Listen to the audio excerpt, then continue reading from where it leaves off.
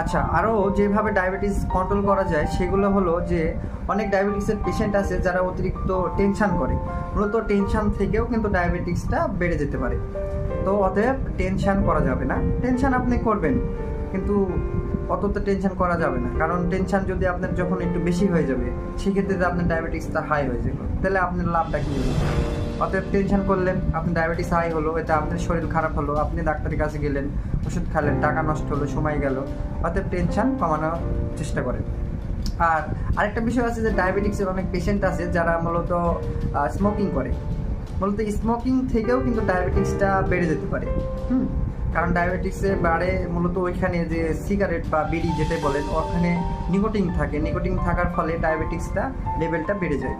তো এই যে জিনিসগুলো বললাম, এগুলো যদি আপনি প্রিভেন্ট করেন, আপনি যদি মেনে চলেন, কন্ট্রোল করে থাকেন, সেক্ষেত্রে আপনি ডায়াবেটিস কন্ট্রোলে থাকবে।